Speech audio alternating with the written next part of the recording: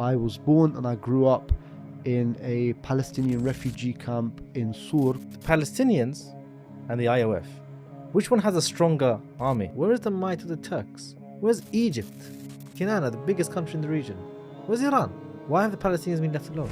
There is no mujaddid, there is no obey your leader, and now Gaza has exposed this. Zionists, you lost. You're cowards. Are media corporations, as well as social media, controlled by the Jews? So hold on, you've just seen 40,000 Muslims die and you're on standby. I mean, when you got Piers Morgan saying this is a bit too much now, everybody in every single Muslim country is ready to give up their lives for Palestine now. This year has taught everybody a lot of lessons. And those lessons are that... Okay, so Hassan, you just came back from Lebanon recently. The first question, I think even the audience will be wondering is, how's your family? Jazakallah khair for asking. Alhamdulillah, my family are doing well. So my father, my mother, 2 brothers and 2 sisters are here in the UK. My wife and my kids were actually in Lebanon for the last year and a half. We've decided to send the kids back there so that they can enter to Islamic schools and basically learn the Islamic culture, learn the deen, learn the Arabic language, and so on and so forth. But in my last visit, which was in August, September, my wife and I had decided that, look, it was just getting too much. So a few months ago, things were a little bit hectic in Lebanon, but the last time I was there, me, my wife and my kids were literally seeing strikes and explosions and things happening in front of us. So we couldn't maintain, her and the kids being there and me going back and forth. So we decided to come back to the UK. Alhamdulillah, we managed to get back because there was a few difficulties, finding like direct flights and stuff. We ended up having to go from Lebanon to Turkey, from Turkey to Europe, and then get picked up by a car. Yeah. Because it was a little bit hectic, last minute tickets and things like that. So mom, dad, brothers, sisters, wife and kids are here, alhamdulillah, but extended family members, so uncles, aunts, cousins, some nephews and nieces are still in Lebanon. And their situation is at the moment where they can't stay where they are in Sur, in Tyre, which is south of Lebanon. Obviously it's getting a little bit hectic there with quite a lot of strikes and the Israelis targeting that area specifically. So 2 nights ago they've had to move from Sur to Sidon, where they can basically seek refuge there. At the moment, last time I got on the phone to them, it was about 3 or 4 families in one small flat. And across Lebanon, this is how things are at the moment. People are moving from areas where there are massive strikes into places where they might have some relatives or they might know some friends, and they're just all staying together as a number of families in one small house or flat. So yeah, alhamdulillah, I've managed to get back, but I ask Allah subhanahu wa ta'ala to make it easy for my extended family and also the rest of the Ummah in Lebanon, inshallah. I mean. And I guess for some of them, like your family, this is the second time because they are refugees from Palestine originally in the first place. Which part of Palestine are you from? So my grandparents were actually from Akka or Akka, yeah. Akka. And post 1948, where Palestinian houses were basically stolen from them. Because I know a lot of people talk about the Nakba and they talk about the catastrophe and they talk about the fact that people lost their lives and people were attacked and stuff like that. But the psyche of losing your property, losing your house, losing your land that potentially, you would have worked for all your life, knowing that you've got to leave and go to another country and leave all of that behind, never to come back to it again. I can't imagine what they went through, but they went to the nearest place of refuge, which was Lebanon for them. And at the time, I think politically, Lebanon was trying to figure out what are we going to do with the Palestinians. And they decided that we're going to have about, between 8 and 12 refugee camps across Lebanon, where most of the Palestinians are living at the moment. So my family, and this is where I was born and I grew up in a Palestinian refugee camp in Sur called Al-Bas refugee camp. So I lived there for about 7 to 8 years. Things were getting tough. You know, my dad was in a situation where there was kind of no work, no food, nothing in the fridge, no money in the pocket. You had to find a way out. So we managed to find a way to get to the UK. And ever since then, I've been going back to Lebanon to see family members back and forth, to see my uncles and aunts and nieces and, you know, other people, meet the Ummah there as well. Yeah, and those refugee camps, they went through a rough time period as well during the Lebanese civil war. Yeah. This is going back history now, isn't it? 70s, 80s. But that's when Hezbollah came. Yeah. Yeah, they were introduced. They were founded and formed, and a lot of people, like in the West, don't understand that Hezbollah is really a political party Yeah. that has a military wing, Yeah. and it's like meshed together. Yeah. And they rule Sur, Yeah. Beirut, and areas in the south as pretty much the government, isn't it? Yeah. Yeah. So, be honest, yeah. What is the reaction to Hassan Nasrallah's death in Lebanon? It's like what you said, bro. Look, Lebanon is it's an interesting country in the sense of that there's such a mixture of different people. So you got the Druze, you got the Sunnis, you got the Shias, you got the Christians, and so on and so forth. And these are not. I'm not just talking about the population being mixed. I'm also talking about political wings that represent those different parts of the populations. So everyone generally on the ground gets on with each other, but when it comes to skirmishes or when it comes to battles or when it comes to disagreements amongst these different factions, you've got people that will end up hating Hassan Nasrallah, people that will end up supporting him and literally ready to give their lives to him. So it's a little bit of a mixed reaction to his passing away. But I think by and large, the Ummah, generally speaking, any figure or any military wing or any militia that stands up to the Zionists, by and large, the Ummah supports those people. And so I think when, people support Hassan Nasrallah, or when they speak highly of him, or when they, they're upset and they're sad at the fact that they've taken him out, it's more from the perspective of this is somebody who was seen to have stood up to the Zionists. And that's a good indicator of the fact that the Ummah wants to see this Zionist entity just completely removed and smashed. Yeah, it is about the image, isn't it, of Nasrallah. He had a big image. Yeah. He was part of the furniture. That's the phrase that came to my mind. He's just part of the furniture. You know, go Al Jazeera. Hassan Nasrallah is always there. He's been there for so long. But he was just as effective as furniture, in my opinion, when it comes to Palestine. Look, politically speaking, at the end of the day, Hezbollah is an extension of the overall Iranian project. Yeah. So whatever, and Hezbollah came out and said this directly. He said, yes, we're not hiding. We get our money from Iran. We get our military from Iran. We get our support from Iran. We get our politics from Iran. We get our directions from Iran. There was literally a clip where he said all of this. Yeah. So by extension, anything that Iran wants to happen, Hezbollah and Hassan Nasrallah wants to happen. It's literally, Hezbollah is a wing in Lebanon that represents the interests of Iran in that region. So now the discussion should never really be about what do you think of Hassan Nasrallah? What do you think of Hezbollah? The discussion should be, what do you think of Iran? What do you think of their motives? Because if you can come to some conclusions with regards to Iran, then you know exactly what role Hassan Nasrallah has to play.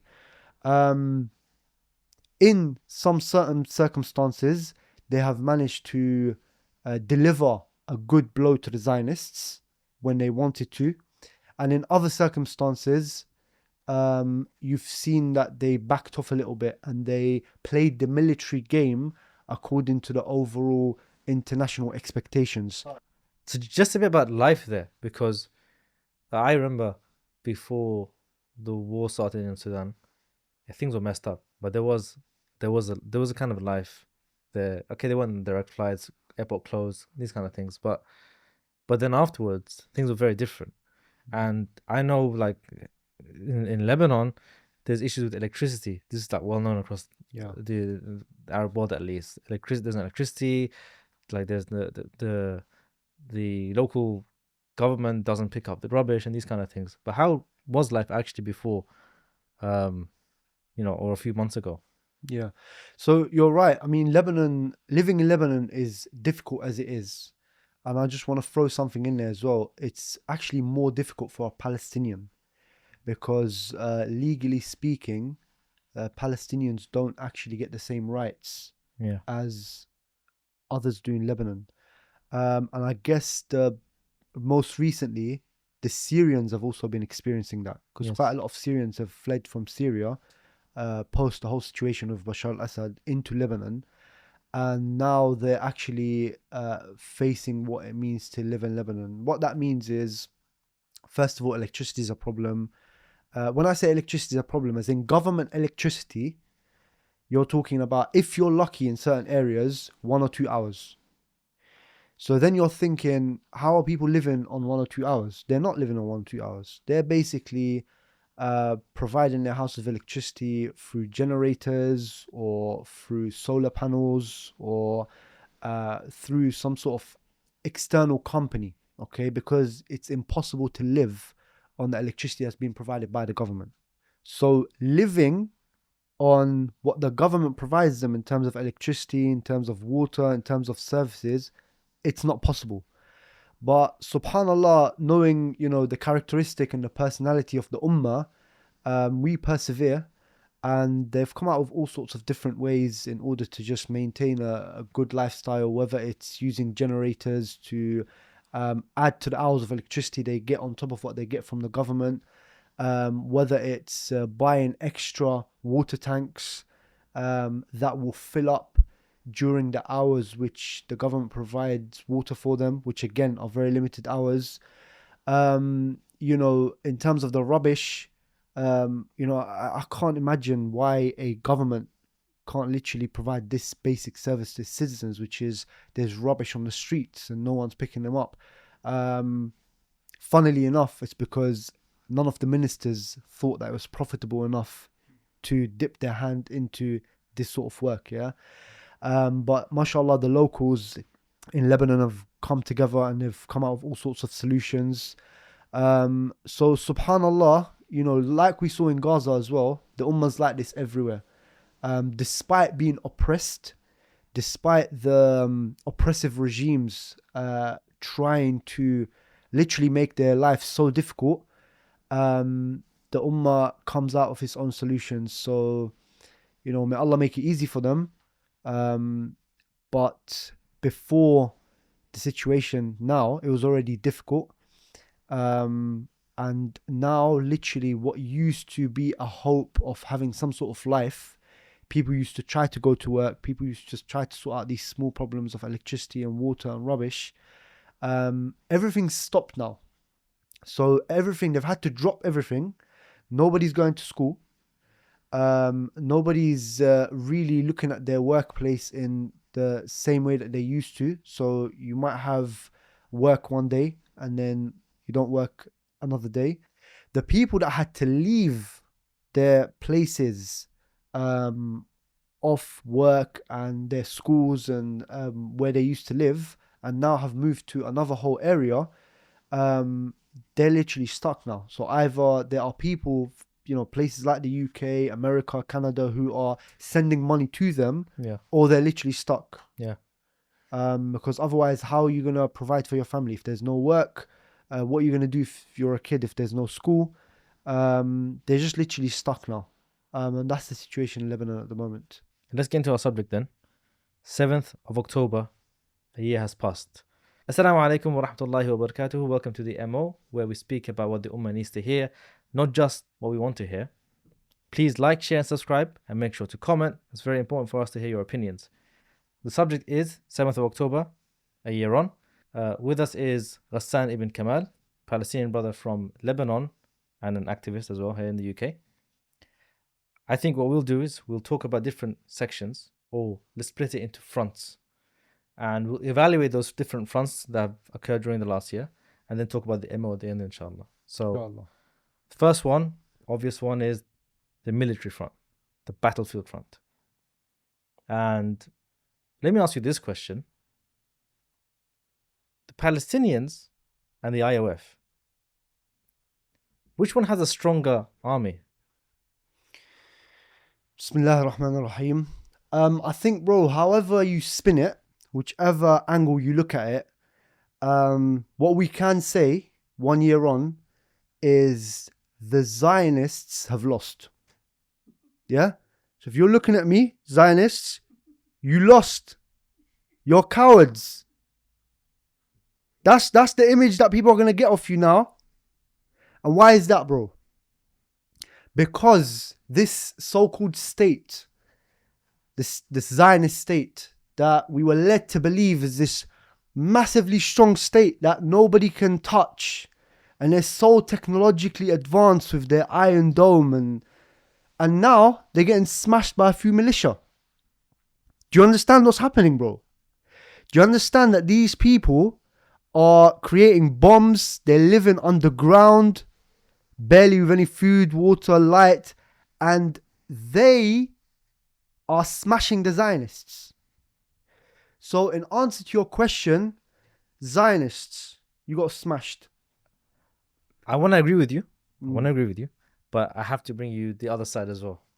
So a lot of people would say that by some figures, by some estimates, the number of people who have died in Gaza, only Gaza, is above 100,000. Yeah. Already, yeah. You're almost coming up to like 5-10% of the population being wiped out. So they'll look at that and they'll say, well, then was it really a success? You know, the actual, not just the operation on October 7th, that was a spark. And let's not be shallow about this. There's sparks for war, but then there's reasons behind it and the reasons why they carry on. It's not just a spark, yeah. So since then, haven't the Israelis really, damaged the Ummah a lot? I understand what you're saying. And that's because you're asking a question from a perspective of almost assuming that you got two armies fighting each other. You don't.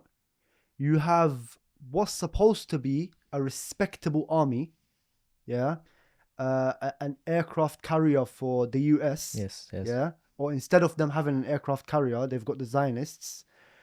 A state which is being funded billions of dollars by the US, which has got all of the Muslim countries surrounding it, defending it. It's got all of the gas, all of the oil, all of the water supplies, all of the technological advancements that it talks about. You've got that against a militia. So that is why I'm framing it as a win. It's not a win from the perspective of how many people passed away, how many hostages were, exchanged, how many rockets were sent. We're talking about the military aspect, yes, but the bigger picture. The bigger picture is that you, the Zionist state, have been trying to project yourself like you are this big, scary bully, yet you're getting smashed by people that are underground. Now, why should this be a win in the mentality of the Muslims? Okay. Because essentially, if you've got a militia with hardly any capabilities that could be looked at from the perspective of state capabilities that are harming the Zionists in the way that they do, imagine if we had a real state, if the Muslims had an actual state that was actually going to remove the Zionist entity. It would happen in a few days, bro. It would happen in a few days. And why would it happen in a few days? Because the Zionist entity now can't even get rid of a small militia. Up until this day, they're still thinking about, should we negotiate ceasefire? Should we negotiate hostages? Because the resistant movements are still on the ground. Despite them carpet bombing the entire Gaza, there's still active soldiers on the ground. So just imagine what a real Islamic State would do when you're seeing a small militia do this type of damage. So back to your question, I'm talking about the bigger picture. This is the type of damage that they've been able to cause, being this small, and this so-called almighty Zionist state that we're supposed to be scared of and no, surrounding Arab countries can touch, apparently. Right, and what have they got to show for it? These thousands of people they've killed are unarmed civilians. That's who they're powerful against, in reality. And Right. Allah accept them as shuhada, and their blood is on the hands of the Arab rulers, obviously surrounding Palestine. But when you flip it the other way around, what has the resistance got to show?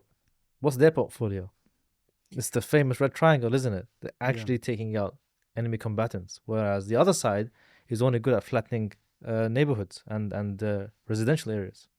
That's right. And what actually militarily that has exposed as well to the Zionists is that this is their military nature.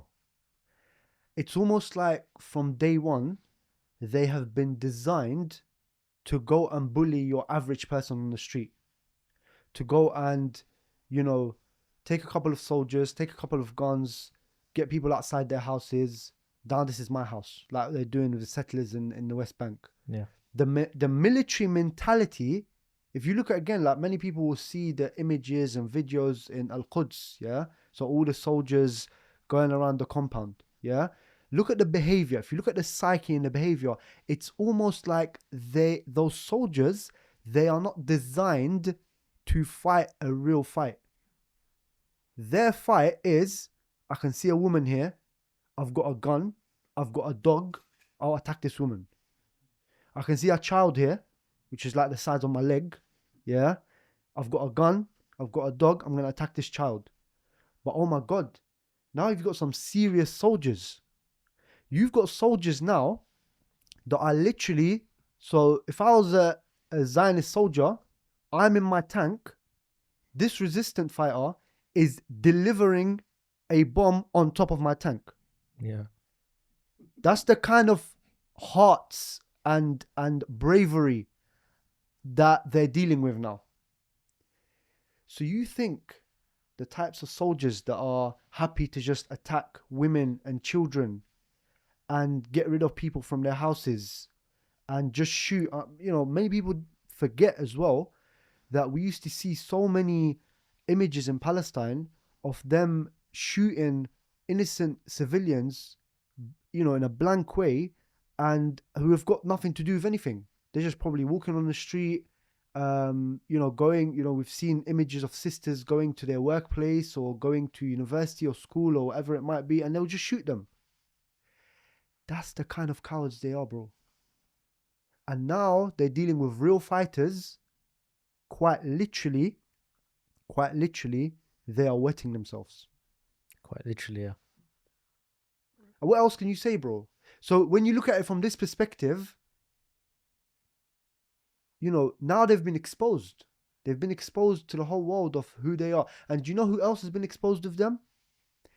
The surrounding Muslim regimes who keep trying to feed us the idea of, no, we don't want to mess with the Zionists because it's just going to be massive, there's going to be bloodshed. What are you talking about? Now you got this small militia that's working from underground and they've managed to cause all this damage. What would you do with your armies and your soldiers and your planes and your tanks and so on and so forth? So it's exposed their lack of military capability, and it's also exposed the surrounding regimes as well. Yeah, and if you look at the supplies they get from the USA and other countries, the amount of backing, they were crying about losing, was it 30 military licenses, I think, from the UK. Yeah. When they still had 320 active. That's right. Yeah, after that. And it's almost as if you don't give us everything you have, that's right, we're gonna collapse. That's the image they're trying to. That's how they talk, like to the West, and we are the last wall protecting you. It's that they're really begging for absolute, unconditional, unfettered support. Against who? Against what? Against a militia. Or a few militias. Well, yeah. Or actually, because you have to look at the real objectives of war, isn't it? If you want to measure, are they being successful or not? Really and truly, they're not just after the resistance. Really and truly, they want to flatten out all of Gaza. They want to push everyone there into the sea, or into Egypt, right? But even then, a lot of people in Gaza, they refuse to leave. They refused, because that shows you the heart of the Ummah. And you know, if I was in the Zionist shoes, I'll be scared right now, because we've just literally carpet bombed everything. We've not only carpet bombed, we've actually stopped basic supplies of electricity, water, you know, the internet, to stop allowing you from communicating with the outside world. We've literally just stopped everything, and we're bombing you, and you're coming out on the news channels looking at the camera lens and basically saying, we're not leaving Gaza. You can do whatever you want. In fact, there was a statistic that I think there was a sister in Gaza was boasting about. They said, by the way, you know, you guys killed X amount of thousands of people. You know, at the time, I think they were saying it reached about 30,000 people. Obviously, we now know it's more. But they killed about 30,000 people. And she was saying, do you know that 25,000 new children in Gaza are now born? But look at the mentality. And this is what I'm trying to say, is beyond military. It's the mentality. One side that is ready to give up everything for the sake of the, you know, we say in Arabic, the qadiyya, yeah? The cause. Say it again? The cause. The cause, yeah? They're ready to give up everything. And they're literally coming out on cameras and say, we will give up our children, we'll give up our lives, we'll give up our homes and our money, right? For the sake of Islam, for the sake of liberating this land, and so on and so forth. And bro, on the other side, yeah, you have got soldiers and civilians who are literally crying, my car was targeted, the windows are broken. And it's just like the mentality. One side is just in love with dunya. Everything that scares it away, pressurizes it away from dunya, it just gets scared and concerned. In fact, even the soldiers themselves, we've seen some clips of the generals having to drag the soldiers out to fight. Yeah, so I've seen those, yeah. Bruv, what kind of army are you? Are you lot mad? No, honestly, what army is this? Now, that's what I would be saying if I was a genuine leader who is actually trying to have a real go at removing the state. Not like these idiots who are coming out, Sisi and Abdullah and all these guys are saying, no, we don't want anything to do with it because it will just destroy our countries. Yeah, so we'll come to talk about those guys. Yeah. But I think, and I agree with you, it's pretty clear that over the last year, the hard fact that's been materialized, nothing, other things people can, you know, debate over, but this one is absolutely for sure, is that the IOF is a paper tiger. That's right. The IOF is incapable of taking on, I think, they can't even take on the Jordanian army. If there was an actual fight, man to man, they wouldn't take on the Lebanese army. You know, Hezbollah, the Lebanese army. If you know, you know. If you know, you know. If you know, you know. And the other thing about their military capability and their so-called advanced technology when it comes to the military is that nobody until the 7th of October has actually tested it, like really tested it. So, for example, they keep talking about this iron wall, yeah? That's, you know, literally fencing all of Gaza. But as soon as this resistant group wanted to actually breach that wall, they've managed to do it. In addition to that wall, because anybody that knows about that wall and why they're boasting about it, it's like multiple layers in that wall, yeah? So the wall itself is like, you know, 65 kilometers. It's about 6 meters high, but also underground, they've made it almost like tunnel proof, where they've got loads of different sensors that if somebody was trying to actually get under the wall, it would, it would be very difficult for them, or at the very least, the Zionists will be able to tell somebody's trying to come in and they'll deal with them. But in addition to the wall, because they think to themselves that they've thought about everything, in addition to the wall, they've got surveillance towers. Yeah. Now, the surveillance towers are there. You know what? Imagine somebody does, breach. Somebody does do a ground invasion. Then through our surveillance towers, we're going to be able to deal with them. But what the resistant fighters did, and again, that exposes the weak military capability of the Zionists and shows that it's just because nobody's really tested them at the moment.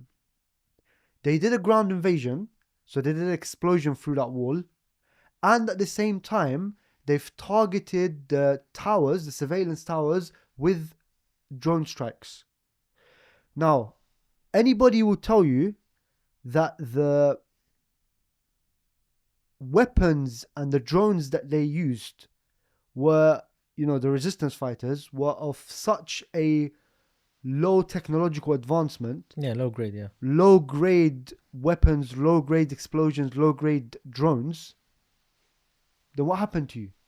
I thought you lot were supposed to have everything sorted. I thought nobody was going to come through this wall.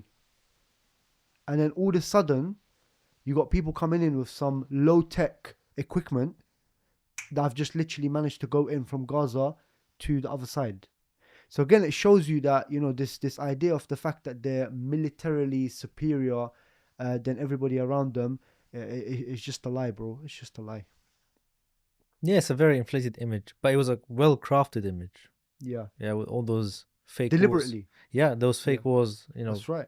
48, 67, 73, they all to create this image of the untouchable. And the Iron Dome, That's right. ended up killing its own people. Which didn't affect the Houthis, by the way, because they managed to get into Tel Aviv. Yeah, that's true. So there's a lot of holes in this narrative. It really is a case of, it's the USA, isn't it? As in, if you man to man, they can't take on any of the countries surrounding them. That's right. It's just everyone's afraid of America. So in answer to your question, bro, we've got to look at the Zionist military. What have they got to show for this whole year? They've got nothing to show. Our brothers and sisters in Gaza have refused to leave. The resistant fighters, they're still fighting. They've not managed to completely resolve the issue on the Lebanon front. And their own soldiers and their own military have been exposed for what they really are. They're trying to project this image of themselves of being a noble army, whilst we've seen them do what? Go into children's bedrooms, mess around and throw around all their chairs and colouring books and their stuff, go into our sisters' bedrooms, mess around with their underwear, and literally boasting about this is what they're doing. So this is the army that tries to project itself as the most moral army in the world. This is what they're doing. And whilst our brothers and sisters in Gaza, on the military front, they've even refused to target civilians throughout the whole time, and they're just targeting military soldiers. Our brothers and sisters in Gaza have refused to leave their houses, their places. Even when some of them were offered and were able to leave, they said we're going to stay. And the dignity that we've seen in Gaza, how noble our brothers and sisters were, how they've helped each other, how they've they've refused to leave their land despite being carpet bombed. It just really shows you a contrast. And in addition to all of this, I think now not only the Ummah, but the entire world has been liberated from this idea that this is an army that can't be touched. In fact, maybe they can't be touched, but they can't be touched when there's no opponent. But inshallah, when there is an opponent, they're going to be wiped out. Okay, next front, the media front, the PR front, the public opinion front. I'm going to put this question to you in this way. a lot of people will be afraid to say it like this. Are media corporations, as well as social media, controlled by the Jews?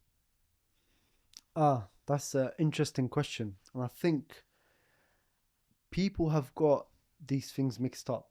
So you've got like some people that say the media is controlled by the Jews. Then, whenever you have a particular left wing or right wing hype, they'll say the media is controlled by the right wing or the left wing. What we know definitely is there is censorship. 100%. And the war on Gaza actually exposed all of that.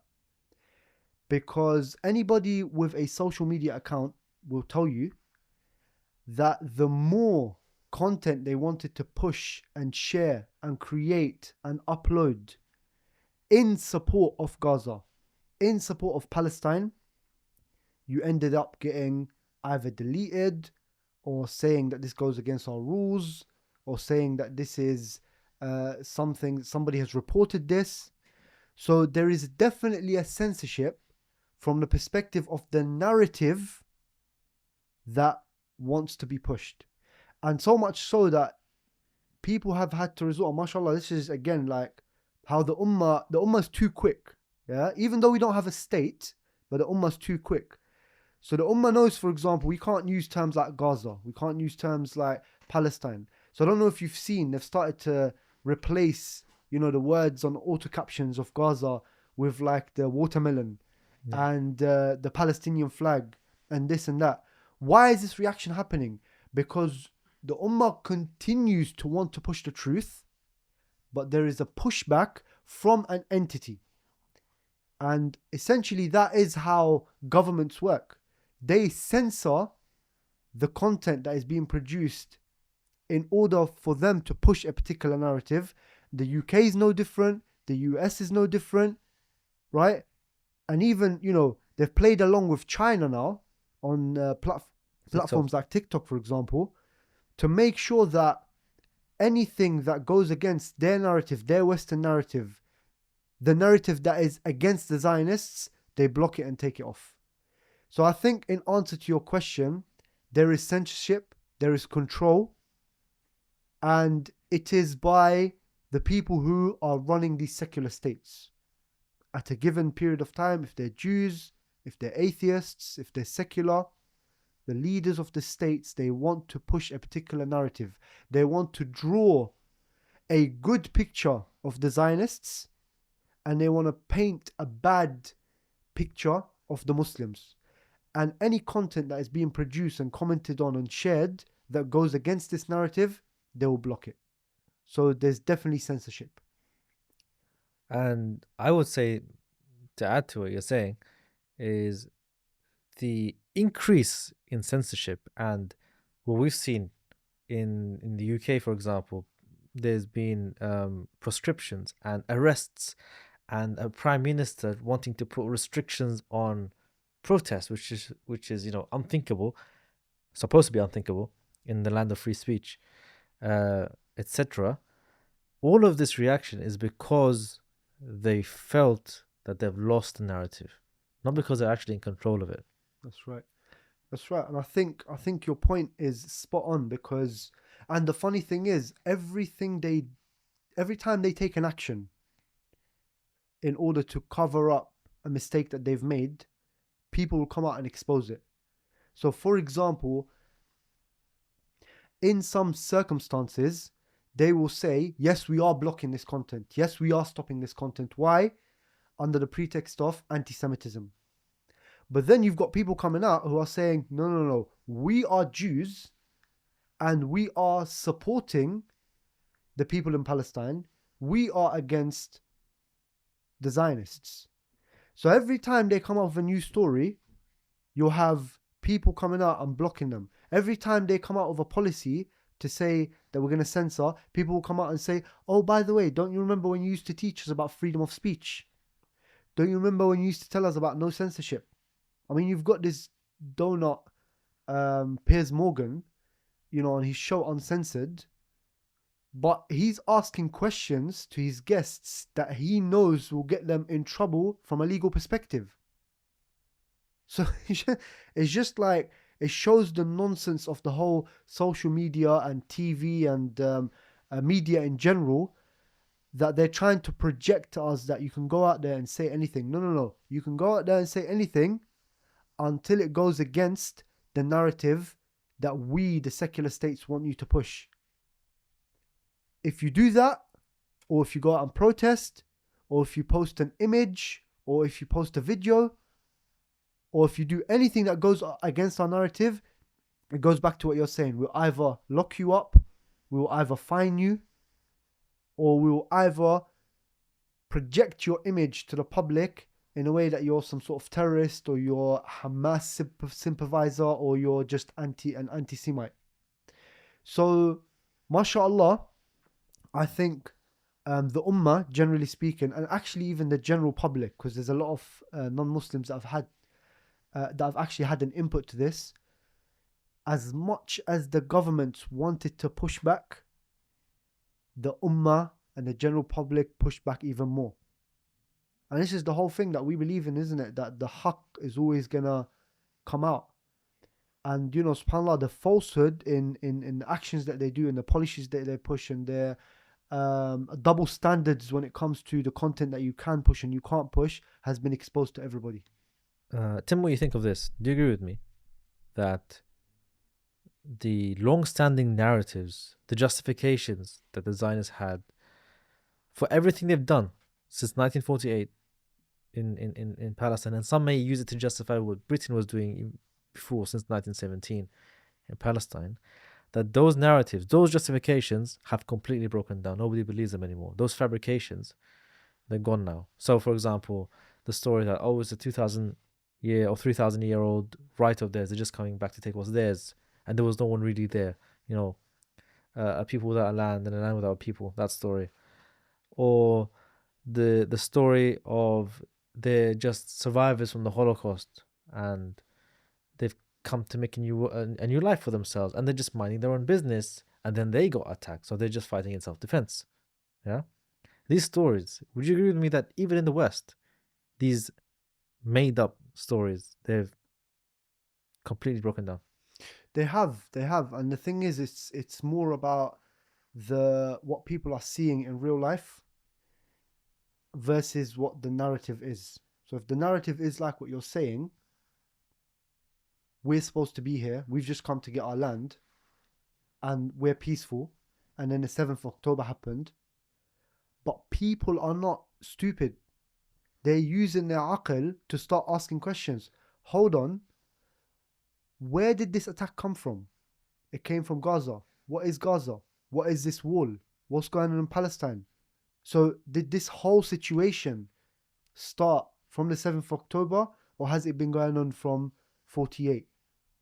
People are asking these questions, and the more that they're digging into the history of Palestine, the more that they're realizing that actually the Zionist narrative is completely false. Now, the spin that the Western media is attempting to put on the whole situation, one of the really bad things that happened just before the 7th of October, bad on behalf of the governments that are trying to push a particular narrative, was the whole Ukraine and Russia thing. Okay. So then everybody's now started to expose, let's now compare and contrast, how did you guys react to Russia and Ukraine versus to how are you reacting to the Zionists and the Palestinian resistance movements. And when they started to compare, they can see literally there is almost like one narrative for these guys. We're going to push weapons to them. They're allowed because they're resisting the Russian occupation, and Russia is the big bully. And then there's another story that they're trying to push to everybody, which is, no, the Zionists are only defending themselves against what's happening in Gaza. So people are starting to, compare and contrast and see what's happening, and then look into the history. And in addition to that, as I said to you earlier, not only Jews are coming out and saying, no, this is not in our name, but actually Holocaust survivors and family members of Holocaust survivors are saying, it doesn't matter that you're a Holocaust survivor. What happened in the Holocaust was wrong. But that does not give you the ability to do everything under the sun and justify it because of the Holocaust. It doesn't allow you to go and carpet bomb 40,000 people and saying, you know what, we're doing it because we don't want to go back to the days of the Holocaust. Because if that was the case, then any historical event could happen to any nation and they could use that historical event to justify literally massacring and genocide at any given scale. So people are, they're starting to expose the arguments that the Zionists have been coming out with, and the ones that are being pushed by the Western media as well.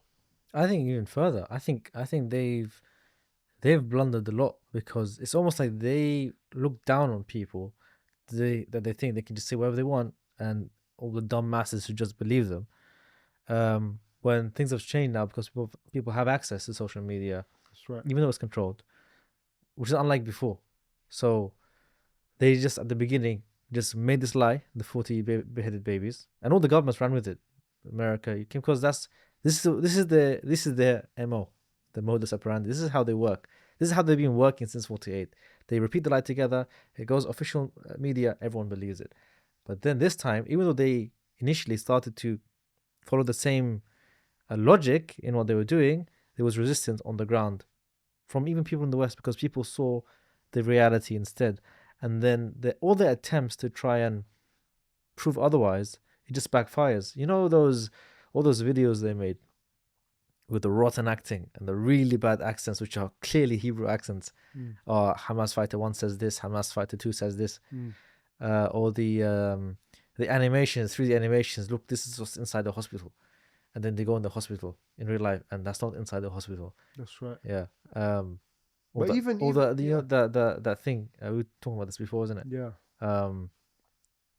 The schedule. That's right. This is a Hamas schedule. Yeah.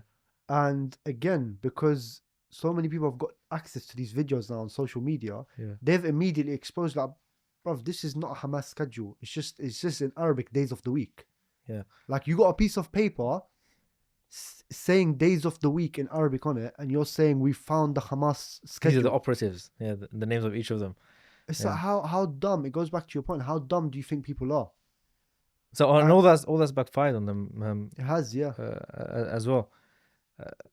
I guess maybe to round this section off as a summary.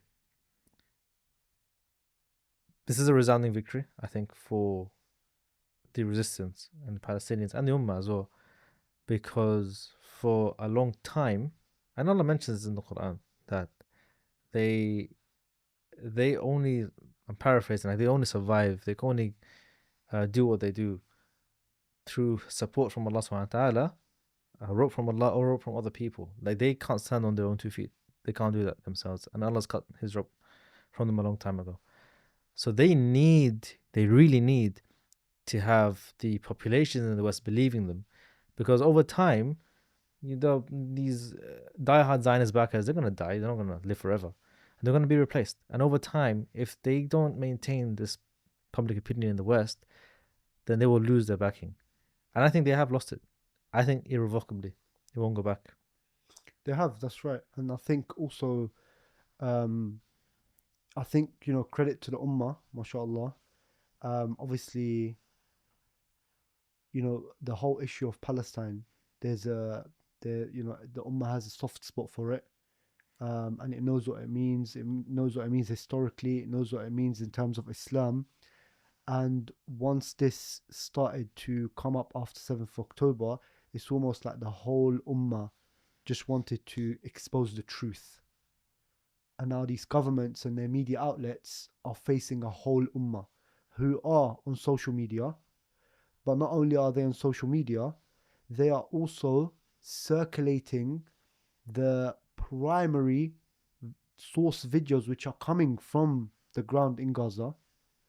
And they are also out on the streets, whether they are in camps, in universities, or whether they are in protests, and they are also filming everything. So, Alhamdulillah, you know, when you have this much of a push, I think they just can't control it. As clever as your algorithms are, as clever as you want to be technologically in order to just shut people's opinion down so that you could just push your own opinion, if you've got this much pressure from the people, you're always going to have a problem. The people are always going to be able to push their idea. And the Muslims and otherwise have been pushing those videos from Gaza, pushing the historical facts, pushing the fact that this is a Zionist state which is literally there to murder and genocide and carpet bomb people. And, you know, they just couldn't handle that narrative. They just couldn't handle the fact that there was these many points coming out from this many people backed by facts as well.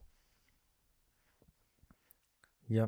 I think in summary, we could say that the world has been liberated from Israeli lies, fabrications, and gaslighting. That's right.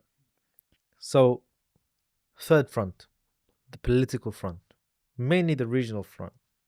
You can't help but question sometimes, where is the might of the Turks? Where's Egypt? Kinana, the biggest country in the region. Where's Iran? Why have the Palestinians been left alone?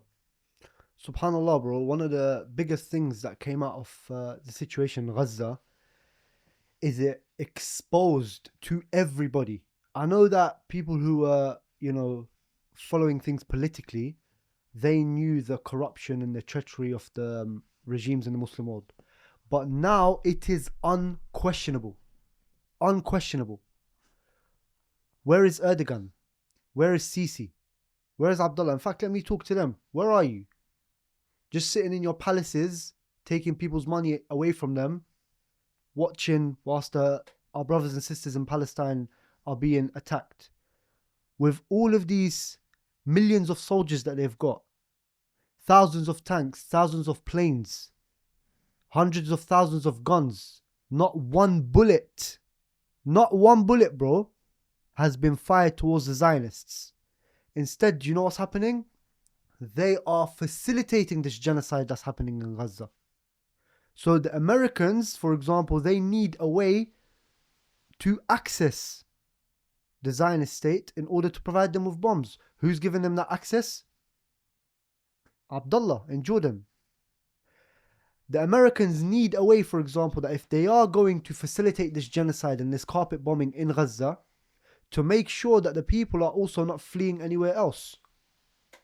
So who is providing that block for them? It's Sisi. So not only, bro, are they not using this mighty power that you spoke about for the sake of the Muslims, but they are actually commanding our soldiers, they are commanding our officers to literally defend the Zionist state. And I've been saying this for years and years and years now. There is no mujaddid, there is no obey your leader when it comes to these treacherous regimes that are literally working for the Americans. And now Gaza has exposed this. Literally, not only are they not pointing any of their weapons and any of their soldiers at the Zionists, but they are actually facilitating this genocide. Yeah, because just watching is an understatement. It's the understatement of the century. Like you said, the Jordanians provide the air bridge for the Americans. Sisi is actually completing the siege of Gaza. That's right. The Zionists still get their oil through Turkey, even if it's not from Turkey, it's through Turkey. And perhaps someone may question, I'm not of this opinion, but someone may question, oh, at least Iran's done something, hasn't it? So then it's not everyone. Iran's done something at least. But the problem is, bro, when it comes to a problem like this, like in Gaza, you have to look at how do we resolve this issue. And this answer of how do we resolve this issue, me and you, we don't bring it from our brains. We have to look at Islam. Islam says that when you have a situation like this, you need to move the armies. You need to liberate Palestine. It doesn't tell you provide some symbolic gestures in order to release, to provide a pressure valve because your people are telling you to do something, and just do something symbolic to quieten down the people that is actually not going to have an effect on the problem in the first place. So we've had summits, for example. We've had Iran launch 200 rockets which didn't even reach anybody in the Zionist states. We've had some sort of attempt to cut some sort of economic ties. None of which, if you think about them, will lead to the liberation of the people in Gaza. None of them will lead to the liberation of Palestine, which is what Islam asks us to do. But all of these actions are basically methods for those leaders to show that we're doing something. It's for pacification. Why, you may ask? In reality, back in the days, the leaders in those countries, they never needed a pressure valve to release the anger. They never needed a method of allowing the people to just let their frustrations go. But these leaders, now that we've got, they remember the Arab Spring. They haven't forgotten, huh? They remember when the people are so angry, it's going to destroy us as well. When the people are going to reach a stage where they are literally coming onto the streets in their millions, this is something that we're scared of. So that's why you might see a small gesture, Qatar or Turkey sending some food here, Egypt allowing some, food to come in from there. Barely. Qatar boasting at the fact that they are documenting everything through Al Jazeera. Yeah. Abdullah coming out and, with his speech in the UN recently, saying this is unacceptable. Every now and again, them allowing their citizens to come out and protest. All of these are very well thought through strategies in order to allow the people to vent a little bit. But then in reality, our policies, our politics towards the Zionist state doesn't change. Why doesn't it change? Because it's actually not providing the solution that should be provided. All of your armies, all of your people, your armies, bro, in the Muslim world, the armies are dying to fight fi sabilillah. Do you know, if you had the right political will, the right Islamic leader, the right Islamic state, who said to the armies, we are now going to fight the Zionists will be flattened, bro, within a matter of days. Why are they not making that decision? Why are they giving you these so-called symbolic gestures just to show that we are doing something, despite what they are doing doesn't actually lead to liberation? Why? Because they're traitors, bro. Because our countries are set up in such a way that their politics is in line with America's politics. And in some circumstances, like in the issue of Jordan and Sisi in Egypt, they literally receive instructions to do and what not to do. Like the military in Egypt literally receives money. Like their wages come from America. And therefore their instructions come from America.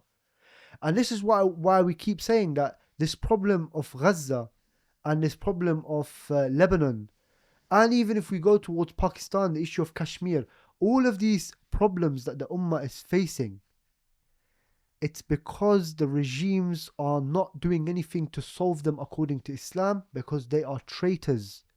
They have betrayed the Ummah. And instead of being slaves to Allah subhanahu wa ta'ala and creating a system and an army that does what the Quran and the Sunnah tell them, they have created a system and an army that does what the US and the UK tell them. So let me put it differently, because over the last year, I think is unquestionable. You have to be blind to think that there's any intention even for them to do anything actually useful, if you like. Just useful, yani, for Palestine. Because the whole world has seen this. No one has not seen what's been going on. This is televised. This is live. This is a live genocide. Everyone's seen this. People in the West have changed their minds about Israel because of it. And all these rulers, they've done nothing. That's the least you can say about them. They've done nothing, or they've actually been assisting. That's right. But now you said the reason is betrayal, as in you're basically saying they work for America, which puts them on the same side as Israel. That's right. Couldn't someone say maybe they're just incompetent or they're scared of America? Because militarily, the Israelis can't fight any of these countries. But America sent aircraft carriers to the region.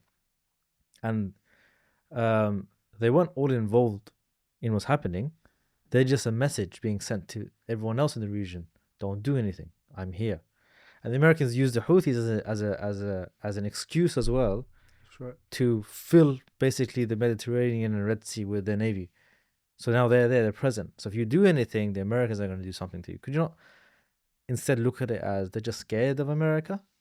It's funny you say that, bro, because the reality is all of those excuses that you just came up with that some people might give. Oh, because Sisi actually said it. He had a parade. He moved the army to Sinai, brought them to the border almost, which is not allowed to do.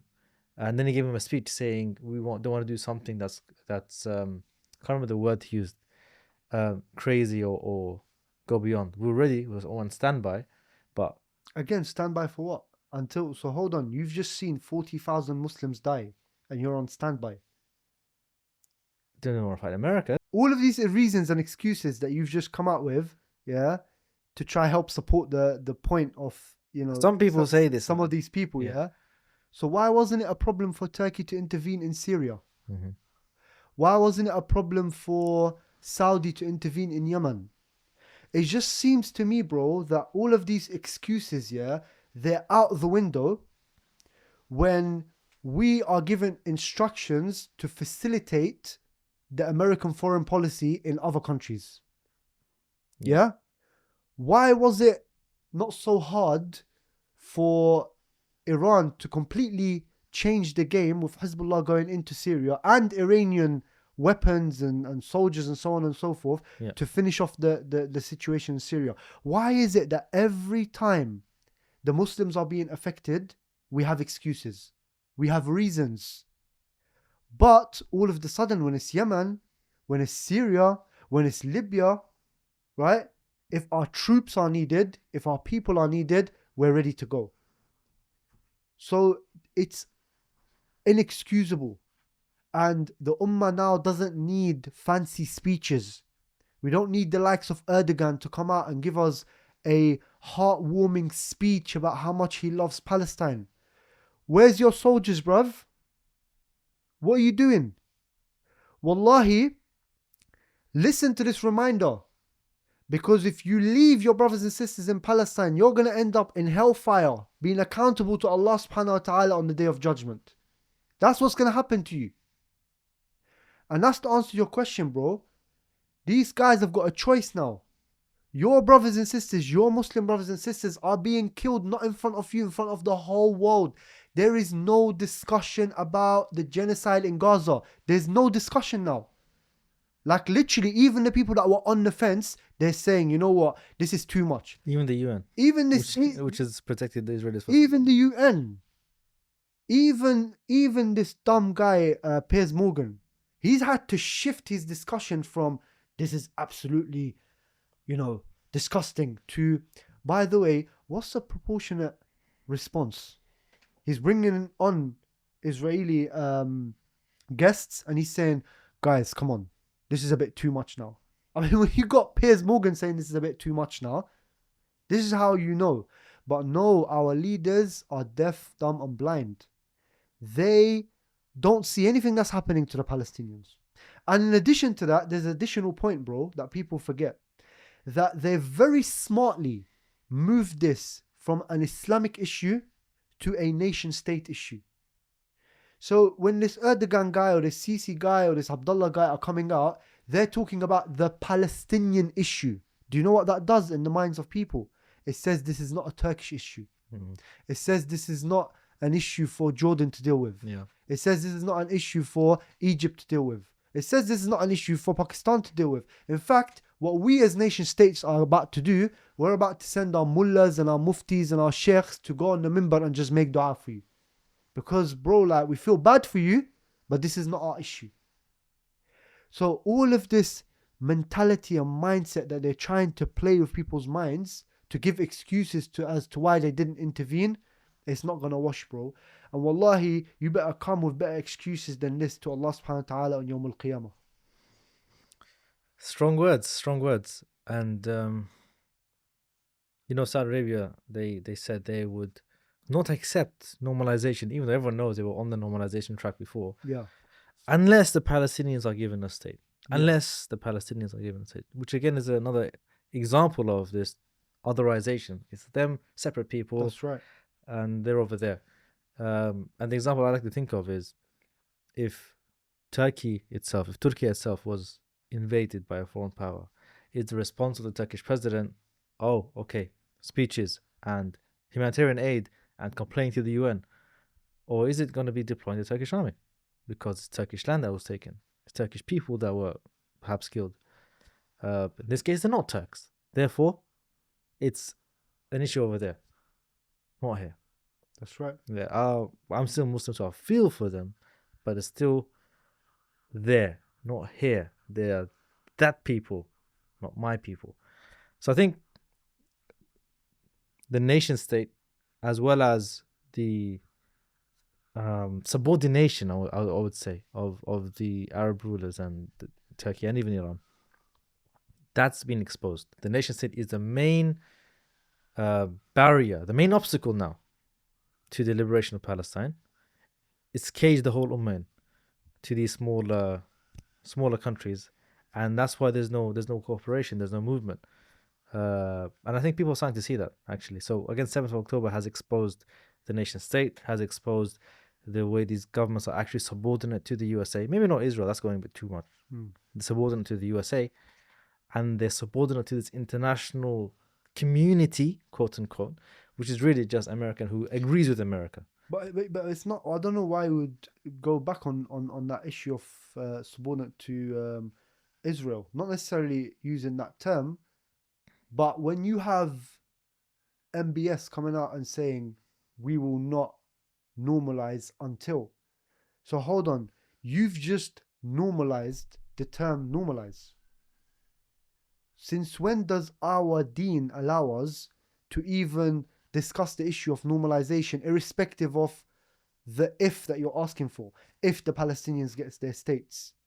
And anyway, he's been exposed for so many things, man. Like, our brothers and sisters are dying, and this guy's more interested in, marketing boxing matches for Anthony Joshua and Tyson Fury and all these other guys, whilst the Emiratis are, the Abraham Accord and dancing around with the Zionists. So every single country you look at, literally we've seen the betrayal of those rulers.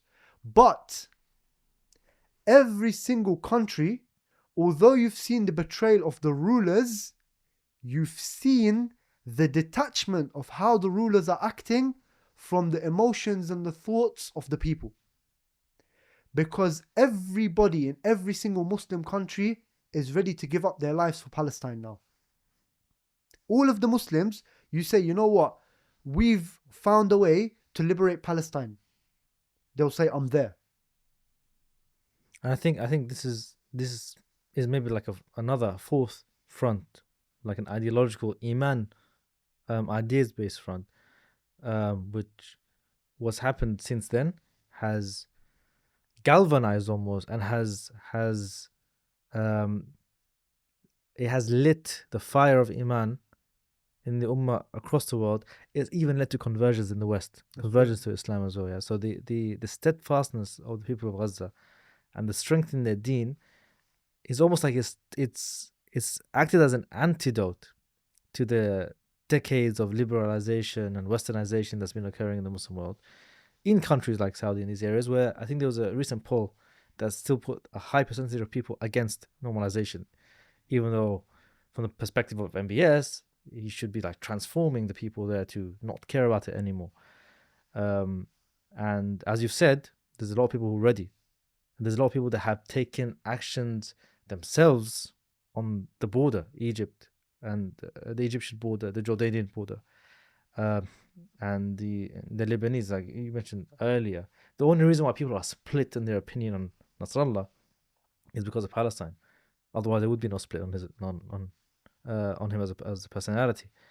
But even the nation state, we mentioned the nation state, how that's really a dead idea. There was a movement in Egypt recently, people for unification on the ground. It wasn't like led by any particular political party or any movement. Yeah, and bro, you got to remember as well, when you say people on the ground, you also have to consider the influentials as well.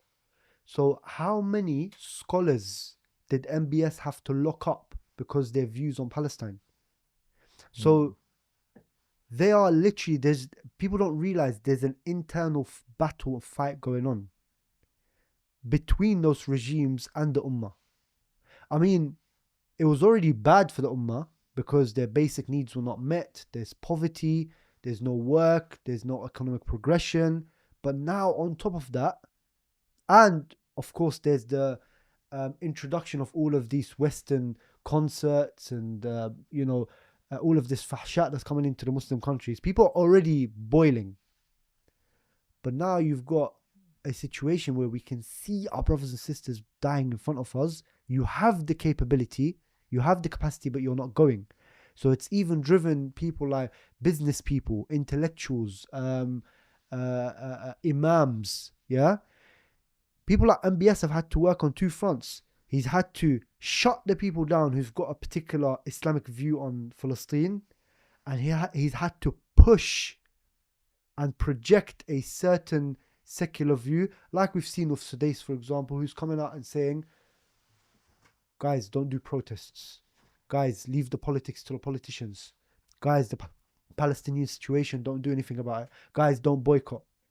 Sudais and all of these, this Emirati Faris guy and all these guys that are coming out, because they're being pushed by their governments because of this internal pressure from inside, which gives us hope, because it shows the feelings and the emotions and the thoughts of the Ummah are in the right place. Oh yeah, 100%. And even like people's role models are changing. Even in the Khalij, people attack the Khalij a lot because of the image it has. Yeah. But when you get to know the people in the Khalij, not just the image of it, then you find that even amongst kids, school kids, dress up like Abu Ubaidah. Subhanallah. Yeah. That's right. So let's bring it to a close. Let's come to the MO. Yeah. What is the MO? I'm trying to summarize the last year and look forward to where we should be going. The MO is that the last year has proven how weak the Zionists are. It has proven the hypocrisy of the Western states. It has proven the betrayal of the regimes in the Muslim world. And it has shown the power of the activism of the Muslims across the entire world. Whether it's through them going to protests, whether it's through them speaking up on social media or on various other platforms, it has shown that the people can shift the opinion.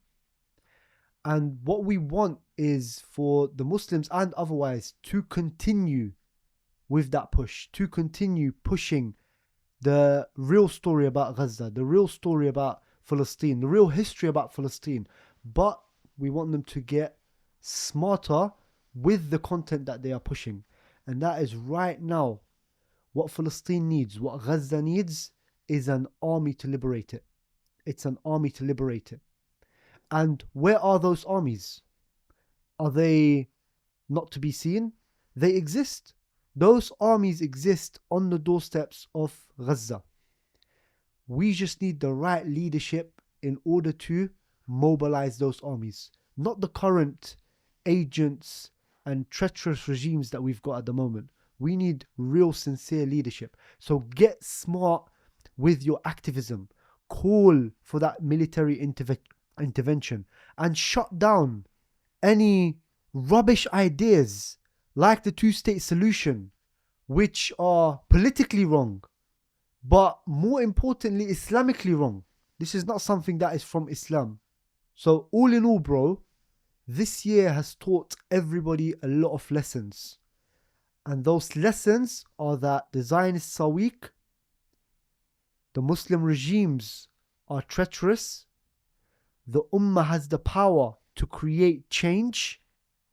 And if we get smart with what we are calling for, we could actually push for a military intervention, which will be the solution for the problem in Gaza. So right now, we need to direct our activism at the Muslim armies and the leadership in the Muslim world.